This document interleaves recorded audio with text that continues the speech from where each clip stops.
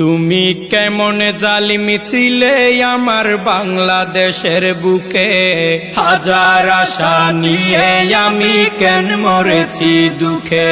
তুমি কেমন স্বৈরাচার আমার বাংলাদেশের বুকে, 16 বছর ধরে আমি কেন মরেছি দুঃখে। তুমি কেমন জালিম বলতে পারেন, এই জালিম কি করেছে বলেন। আমি বলবো এই স্বৈরাচার কি করে নাই শুনেন। 2006 সালে 28 অক্টোবরে রাস্তায় পিটিয়ে আমার ভাইকে হত্যা করে। শুরু থেকে এই জালিমের কাহিনী শুনেন।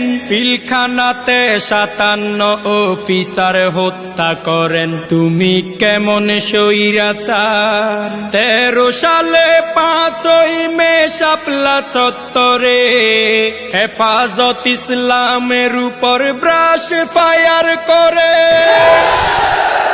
হিন্দুর ছেলে বিশ্বজিৎকে শিবির মনে করে রাস্তার উপর পিটিয়ে পিটিয়ে হত্যা করে।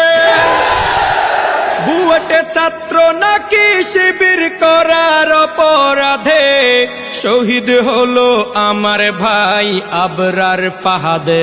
তুমি কেমন জালিম, তুমি কেমন জালিমি ছিলে আমার বাংলাদেশের বুকে, হাজার আশা নিয়ে আমি কেন মরেছি দুঃখে। তুমি কেমন জালিম সাজানো ষড়যন্ত্র মিথ্যা ট্রাইব্যুনালে আমার নেতাদেরকে কেন ফাঁসিতে ঝুলালে। বিনা দোষে গুম করে বছরকে বছর নিয়ে রাখা হতো জাহান্নাম আয়না ঘর। সাইদিকেও হাসপাতালে চিকিৎসা নাম করে হত্যা করে, মরণ ইনজেকশনে পুশ করে। তুমি কেমন জালিম। আল কোরআনের মাহফিলেও বাধা নিষেধ ছিলে, অনুমতি লেগেছে কোরআনের মাহফিলে। কত আলেম বছরকে বছর পরিবার ছেড়ে কাটিয়ে দিয়েছে জালিমের কারাগারে। তুমি কেমন স্বৈরাচার, তুমি কেমন স্বৈরাচার আমার বাংলাদেশের বুকে, 16 বছর ধরে আমি কেন মরেছি দুঃখে। তুমি কেমন জালিম জনগণের ভোটের অধিকার হরণ করে জোর করে ক্ষমতায় ছিল 16 বছর ধরে। চাঁদাবাজি করে আরো সেবার কথা বলে কোটি কোটি দেশের টাকা বিদেশ গেল চলে। লোক দেখানো ছিল শুধু তোদের উন্নয়ন, দুর্নীতিতে আমার দেশ হয়েছে চ্যাম্পিয়ন।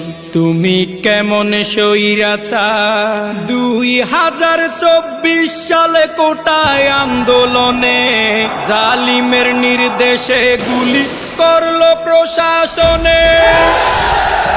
সেই গুলিতে শহীদ হলো হাজারো ছাত্রগণ, অবশেষে ওই জালিমের হয়ে গেল পতন।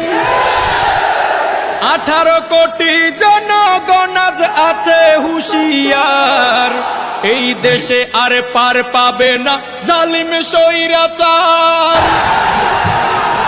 এই দেশে আর পার পাবে না জালিম স্বৈরাচার। তুমি কেমন জালিম, তুমি কেমন জালিম ছিলে আমার বাংলাদেশের বুকে, হাজার আশা নিয়ে আমি কেন মরেছি দুঃখে। তুমি কেমন স্বৈরাচার, তুমি কেমন স্বৈরাচার আমার বাংলাদেশের বুকে। 16 বছর ধরে আমি কেন মরেছি দুঃখে, হাজার আশা নিয়ে আমি কেন মরেছি দুঃখে। 16 বছর ধরে আমি কেন মরেছি দুঃখে। তুমি কেমন জালিম, তুমি কেমন স্বৈরাচার।